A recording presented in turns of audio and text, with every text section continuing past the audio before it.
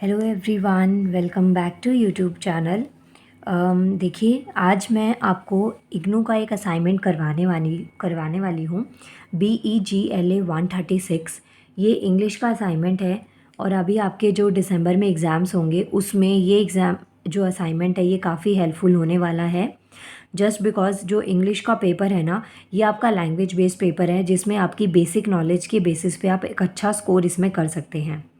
क्योंकि जब आप ये असाइनमेंट देखेंगे तो आपको आइडिया लग जाएगा कि इसमें सारी चीज़ें ऐसी नहीं हैं जो आपको लर्न करनी पड़े या वर्ड टू वर्ड ही पढ़ना पड़े। बहुत सी चीज़ें आपकी अभी तक की जो भी पढ़ाई रही है उसमें जो आपकी बेसिक नॉलेज रही है उसके बेसिस पे भी आप आंसर दे सकते हैं।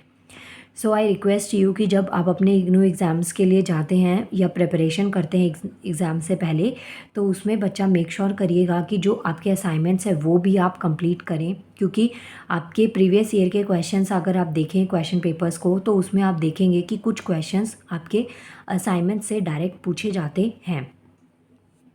सो आज हम पढ़ेंगे इग्नू का कोर्स BEGLA 136, जिसको कहते हैं इंग्लिश एट वर्क प्लेस। ये आपके असाइनमेंट है पूरा कंप्लीट। ईयर भी यहाँ पे मेंशन है। अगर आपके पास इसके बाद वाले ईयर का असाइनमेंट हो तो वो भी आप वहाँ से सॉल्व कर सकते हैं।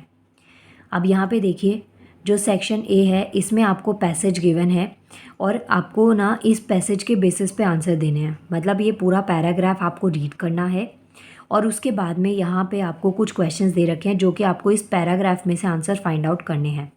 जैसे यहाँ देख सकते हैं 2 मार्क्स की वेटेज है, काफ़ी अच्छी वेटेज आपको क्वेश्चन की दे रखी है। तो यहाँ से आपको पैराग्राफ पे बेस्ड आंसर देने हैं। नेक्स्ट देखिए, आप यहाँ पे देखेंगे कि टोटल आपको यहाँ पे 5 से 6 क्वेश्चंस दे रखे हैं सेक्शन ए में। लेकिन जो आपके असाइनमेंट के जैसे ये आपका पैराग्राफ था, ये जो आपको पैराग्राफ गिवन था, इसमें से आपके टोटल 4 क्वेश्चंस पूछे गए हैं। एक तो आपका क्वेश्चन नंबर 1 था, फिर सेकंड क्वेश्चन भी 2 मार्क्स की वेटेज में, फिर ये भी 2 और ये 4। तो यहाँ पे आपसे टोटल 10 मार्क्स का एक पैराग्राफ दे रखा था जो आपसे पूछा गया है। ये तीनों क्वेश्चंस आपके पैराग्राफ बेस्ड है। नेक्स्ट क्वेश्चन क्या कहता है, use the following in sentence of your own. अब यहाँ पे थोड़ी सी आपकी इंग्लिश टेस्ट हो रही है कि आप इन वर्ड्स का क्या क्या मीनिंग है, उस अकॉर्डिंग आपको इनको यूज़ करते हुए अपने सेंटेंस में यूज़ करना है। मतलब कि इनसे ना आपको सेंटेंस फॉर्मेशन करनी है।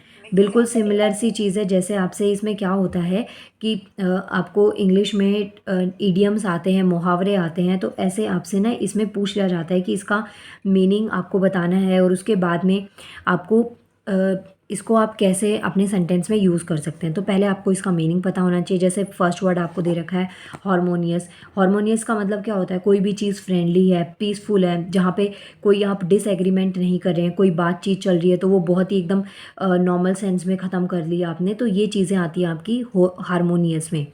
मीन्स कि एक पीसफुल एग्रीमेंट हो जाना, इस तरीके से आप इसको याद रख सकते हैं।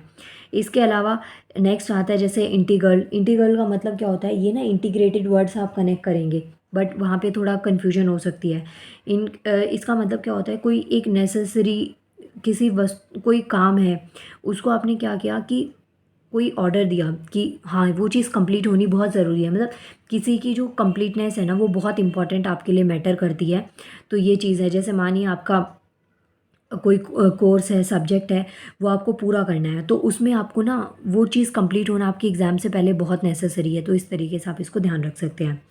एट्रीब्यूट का मतलब क्या हो गया कि जैसे कोई भी चीज़ हुई है या फिर किसी को क्रेडिट आप देते हैं या किसी की जो क्वालिटी है, फीचर है, वो आप देख रहे हैं। ये दोनों ना इसके दो दो मीनिंग्स आ रहे हैं। तो यहाँ पे आप देख सकते हैं कि बेसिकली आपको यही याद रखना है कि कोई भी किसी को आप क्रेडिट दे रहे हैं, किसी की वजह से कोई काम आपका हो गया या आपने देखा कि हाँ ये काम उस इंसान के बिना हो ही नहीं सकता था, आप अकेले नहीं कर सकते थे। तो इस तरीके से आप एट्रीब्यूट में ध्यान रख सकते हैं।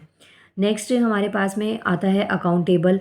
अब इसमें क्या है, अकाउंटेबल जो है ना, कई बार ये इसमें अकाउंटेबिलिटी वर्ड भी आता है बट आपको यहाँ पे जो दे रखा है आप उस अकॉर्डिंग ही देखेंगे। तो यहाँ पे क्या होता है, किसी के लिए ना रिस्पॉन्सिव होना, रिस्पॉन्सिबिलिटी होना, लाइक किसी के लिए उत्तरदायित्व होना, तो ये चीज़ होती है अकाउंटेबल में। तो इसमें आप ना इसको सेंटेंस में यूज़ कर सकते हैं। सेंटेंस में यूज़ करने का बेस्ट वे है, पहले आप इसका थोड़ा सा मीनिंग लिख देना ब्रैकेट में और फिर आप सेंटेंस में यूज़ कर लेना। फिर नेक्स्ट आता है लास्ट वर्ड, इसमें दे रखा है आपको डीप रूटेड। तो इसका मतलब क्या हो गया, कोई स्ट्रांगली बहुत ही फीलिंग हो गई, या मीन्स कि कुछ दृढ़ डिसीजन टाइप में होते हैं ना, और या फिर कोई ऐसी चीज़ है जिसको बहुत ही डिफ़िकल्ट है चेंज कर पाना। ये चीज़ें आपको ध्यान रखनी है डीप रूटेड में। यहाँ पे देखिए 2 मार्क्स ईच आपका है, 2 नंबर का एक आपको दे रखा है, 5 आपको क्वेश्चंस यहाँ पे दे रखे हैं जो कि आपको सेंटेंस में कन्वर्ट करने हैं।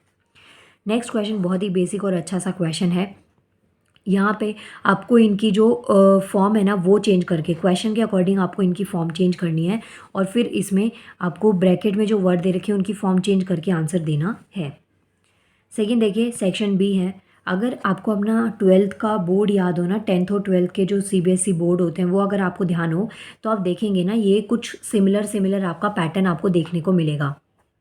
क्योंकि उसमें भी क्या होता है, आपका सेक्शन ए होता है जिसमें पैसेज होते हैं, और सेकंड सेक्शन होता है जिसमें आपका थोड़ा राइटिंग पोर्शन होता है। जैसे इसमें भी यही दे रखा है। पहले एक तो आपको एप्लीकेशन दे रखा है, लेटर दे रखा है इस तरीके से, तो एडिटर को आपको लिखना है। दूसरा क्या है, आपको एक CV प्रिपेयर करना है, शॉर्ट CV, जिसमें आप अपना करियर हिस्ट्री, स्किल्स, अचीवमेंट्स, तो ये जैसे आप जॉब के लिए अप्लाई करते हैं तो अपना एक CV प्रिपेयर करते हैं ना, जिसमें आपकी एज होती है, आपका क्वालिफिकेशन होता है, ये सब चीज़ें होती हैं। तो इनकी वेटेज काफ़ी अच्छी है। अगर आप इसमें अटेम्प्ट भी करते हैं ना, इसको थोड़ा बहुत भी लिखते हैं, तो आपको ऐसा नहीं कि 0 मार्क्स मिलेंगे। मेक श्योर करिएगा कि आपके इग्नू के जितने भी एग्ज़ाम होते हैं ना, उनमें आप आंसर्स को अटेम्प्ट तो एटलीस्ट करके आएँ, हर एक क्वेश्चन को अटेम्प्ट करके आएँ, क्योंकि 0 से बहुत बेटर है कि आपको उसमें कुछ मार्क्स मिले। नेक्स्ट सेक्शन सी, ये भी एक आपका राइटिंग फॉर्मेट में ही गिवन है।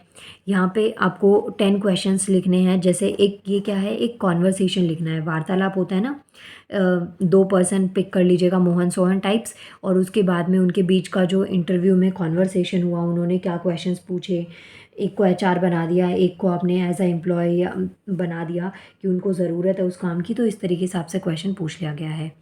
नेक्स्ट आपको एक मेमो लिखना है to your office staff calling them for a meeting to discuss customer complaints. तो ये हो गया। नेक्स्ट इसके बाद में आपको एक आउटलाइन को प्रिपेयर करना है, प्रेजेंटेशन बनानी है। 2 सब्जेक्ट्स दे रखे हैं, जैसे इंडिया जो है वो 21st सेंचुरी में, जो अभी करंट में इंडिया चल रहा है, मॉडर्नाइजेशन कैसे हो रहा है, किस तरीके से हम टेक्नोलॉजी पे डिपेंड हैं, किस तरीके से जो मॉडर्न एरा है और जो हमारे कल्चर हैं, जो हमारी संस्कृति है, वो कैसे पीछे छूटती हुई जा रही है, ये सब पॉइंट्स आप यहाँ पे लिख सकते हैं। फर्स्ट पार्ट में आपसे पूछा गया है globalisation and its impacts on Indian economy. Globalisation जो शहरीकरण है, वैश्वीकरण है, वो कैसे बढ़ता हुआ जा रहा है, उसके इंडियन इकोनॉमी पे किस तरीके के इम्पैक्ट है, पॉजिटिव नेगेटिव, ये आपको पॉइंट्स यहाँ पे लिखने हैं। सो ये था आपका इंग्लिश का पेपर। पर फिर से स्टार्टिंग का दिखा देती हूँ। ये आपका था BEGLA 136। बहुत इजी सा पेपर है, 100 मार्क्स की इसमें वेटेज है। अगर आप अच्छे से भी अच्छा अटैम्प्ट करने का ट्राई करते हैं, जैसे मान लिया आपको कुछ ज़्यादा नहीं आता, फिर भी आप इसको अटैम्प्ट भी करेंगे ना, तो आपका 60 और 55 के बीच में आराम से स्कोर हो सकता है। लेकिन इग्नू की चेकिंग थोड़ी सी टफ हो जाती है, इस वजह से थोड़ा मार्क्स ऊपर नीचे हो सकते हैं, बट अगर आप इसको नॉर्मली भी सॉल्व करते हैं तो बच्चा 60 तक का आप इसमें ईजिली स्कोर कर लेंगे। ये हो गया हमारा इंग्लिश का पेपर। मिलते हैं नेक्स्ट वीडियो में नेक्स्ट पेपर के साथ में। Thank you so much.